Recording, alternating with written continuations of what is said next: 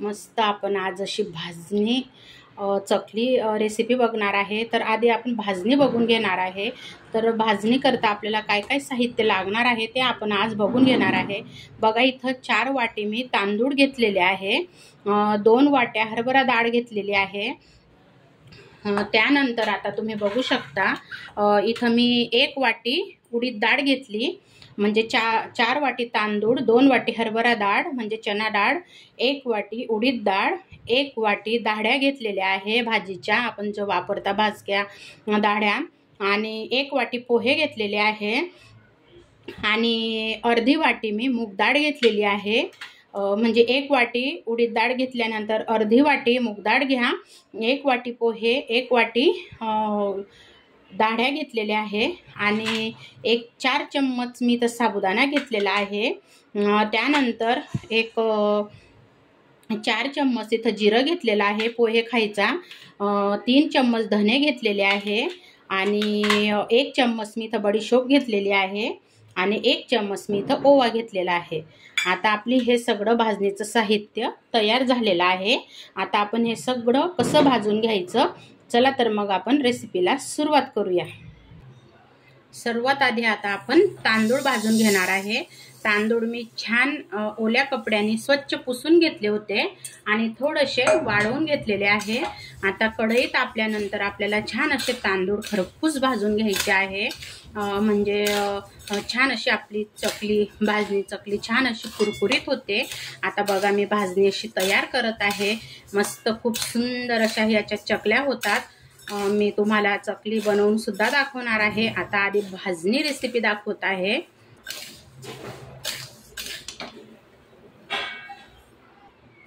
आता बघा आपले तांदूळ भाजून झाले होते, तांदूळ काढताना दाखवायचं राहिलं। आता आपण चना डाळ भाजून घेत आहे, छान अशी म्हणजे थोडीशी छान भाजली गेली पाहिजे, खूप जाडायची पण नाही, म्हणजे अशी कडक झाली पाहिजे छान अशी।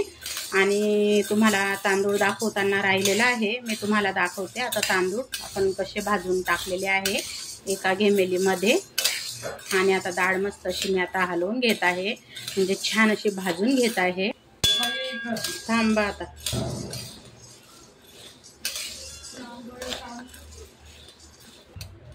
आपली चना डाळ बघा आता भाजून झालेली आहे। आता ही सुद्धा आपण काढून घेणार आहे।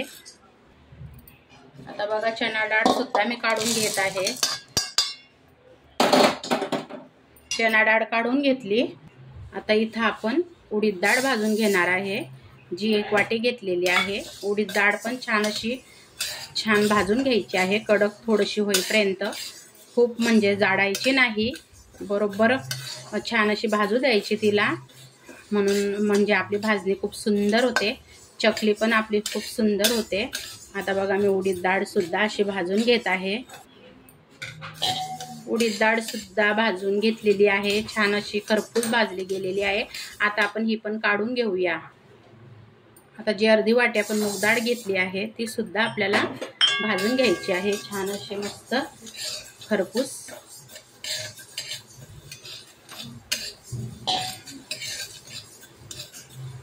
आता मूग डाळीमध्येच आपण साबुदाणा सुद्धा भाजून घेणार आहे,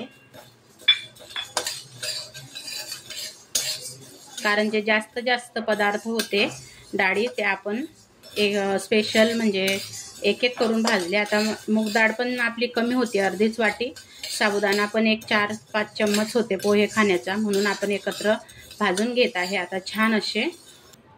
आता बघा मूग डाळ साबुदाणा मस्त छान भाजला गेला।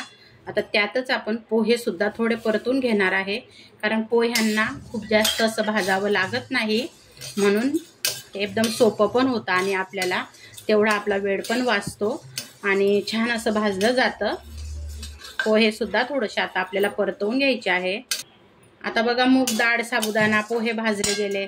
आता थोड्याशा दाह्या सुद्धा आपल्याला गरम करून घ्यायच्या आहे, त्या तर आधीच भाजलेल्या आहे, पण थोड्याशा त्या वातळ्या झालेल्या असल्या, म्हणून आपल्याला थोड्याशा परतवून घ्यायच्या आहे, मस्त असे छान अशा परतून घ्यायच्या।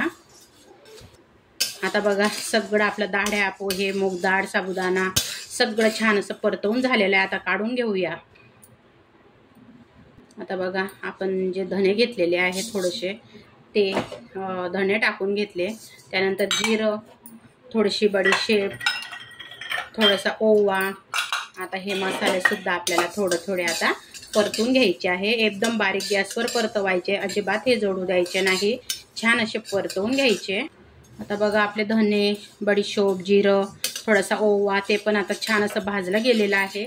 आता आपण हे पण काढून घेणार आहे. बघा इथं आपली आता सगळी भाजणी भाजून झालेली आहे. मस्त खरपूस बघा मसाल्याचा पण मस्त असा वास सुटलेला आहे. दाण्यांमुळे ना आपली चकली मस्त छान खुसखुशीत होते. आणि बघा उडीद डाळ, तांदूळ, चणा डाळ मस्त भाजून झाली. आता हे पूर्ण आपल्याला गार होऊ द्यायचं आहे. पूर्ण गार झाल्यानंतरच आपल्याला हे दळून आणायचं आहे.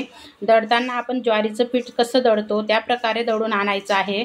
खूप बारीक पण दळायचं नाही, खूप जाड पण दळायचं नाही. आता ही पूर्ण भाजणी छान अशी गार झाल्यानंतर आपल्याला दळून आणायची आहे. मग मी तुम्हाला दळून आणल्यानंतर दाखवते. बघा असं आपण चकलीचं पीठ दळून आणलेलं आहे. आणि जर हे म्हणजे खूप बारीक पण नाही, खूप जाड पण नाही. आपण भाकरीचं कसं दळतो त्या प्रकारे हे पीठ दळून आणलेलं आहे. आणि मी तुम्हाला चकली बनवून दाखवणार आहे. फक्त मी आज भाजणीचा व्हिडिओ टाकणार आहे, कारण प्रत्येकाच्या लक्षात राहील. पूर्ण जर भाजणी आणि चकली व्हिडिओ टाकला तर मग एवढं लक्षात राहत नाही. म्हणून मी आज फक्त भाजणीचा व्हिडिओ टाकत आहे. आणि जर माझा व्हिडिओ आवडलास तर लाईक, शेअर, सबस्क्राईब करायला मात्र विसरू नका. श्री स्वामी समर्थ.